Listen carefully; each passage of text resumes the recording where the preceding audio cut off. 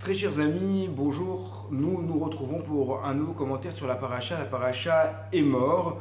Et dans cette paracha, il va y avoir notamment toutes les fêtes, une description de toutes les fêtes. D'ailleurs, c'est une paracha qu'on va lire dans certains Yamim Tovim, dans certains jours solennels.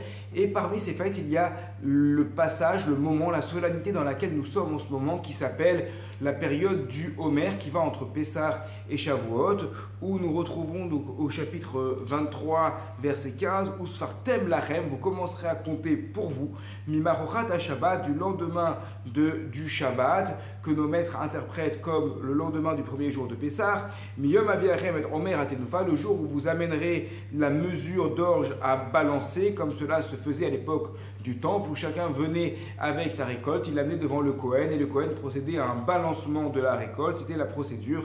Sheva Shabbatot Temimot Tiena, cela se fera pendant cette semaine complète, donc un total de 49 jours.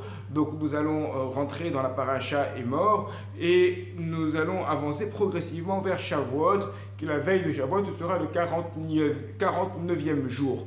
On apprend dans la Gemara Menachot, un passage qui est connu, où Sfartem Lachem, vous compterez. Pour vous, qu'est-ce que ça veut dire? Pour vous, ça veut dire que chacun doit compter individuellement. Chacun doit compter individuellement. On retrouve dans le Magen Avraham de Or HaChaim, donc dans le Shulchan Aruch, au chapitre 489 dans le Shulchan Aruch, que contrairement au Kiddush, contrairement à d'autres bénédictions, contrairement au Motzi, contrairement au Birkat Hamazon, etc., dans laquelle il y a la possibilité, en cas de besoin, qu'une personne acquitte une autre personne, effectivement, on le voit dans le Kiddush, il y en a un seul qui fait le Kiddush,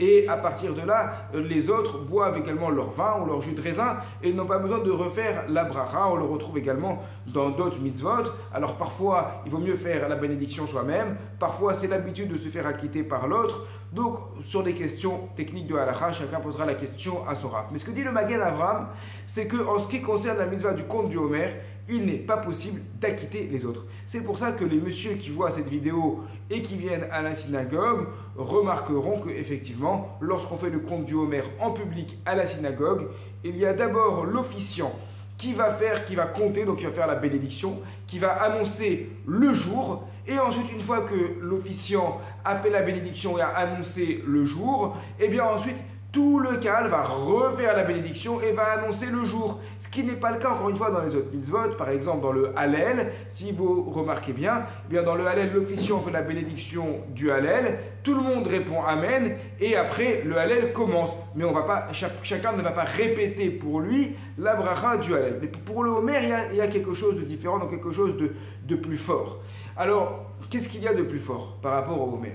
Eh bien, tout simplement, on peut expliquer que nous arrivons à Shavuot et que Shavuot, c'est le don de la Torah.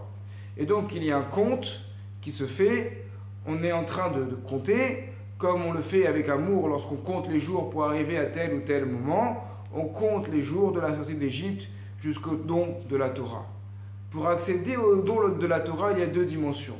Une première dimension qui est évidemment collective, puisque tout le peuple, le peuple a campé là-bas, on parle au singulier pour montrer que le peuple était uni pour recevoir la Torah, mais il y a également une dimension forte qui est individuelle. Effectivement, individuellement, chacun a accepté la Torah, comme on le voit notamment à la fin, lorsque les Bnei Israël arrivent avec Moshe Rabbeinu à l'approche du Yarden, et lorsqu'on va retrouver dans la paracha Nitzavim ces idées-là, attention, voilà, les serments sont faits devant tout Israël, et qu'il n'y en ait pas un qui se dise dans son cœur, moi ça ne me concerne pas. Parce que même s'il y a une acceptation collective de la Torah par le peuple, il y a également une acceptation individuelle. Et on peut retrouver donc cette idée ici. Pourquoi au Sfartem Lachem, il faut que chacun compte sur soi?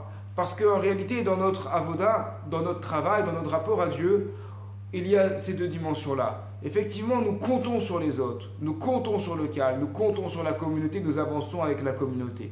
Mais lorsqu'il s'agit de notre rapport à Dieu, ça ne suffit pas. Il y a également quelque chose d'individuel. Il y a un effort individuel qui doit être fait, c'est-à-dire que nous avons accepté la Torah en tant que peuple entier, mais également chaque individu doit compter pour lui les jours. Je ne peux pas me reposer sur le Kahal, je ne peux pas me reposer sur l'officiant parce que j'ai mon rapport personnel à Dieu, j'ai mon rapport personnel à la Torah qui est complémentaire à cette acceptation de la Torah par le peuple dans son ensemble. Shabbat Shalom à toutes et à tous.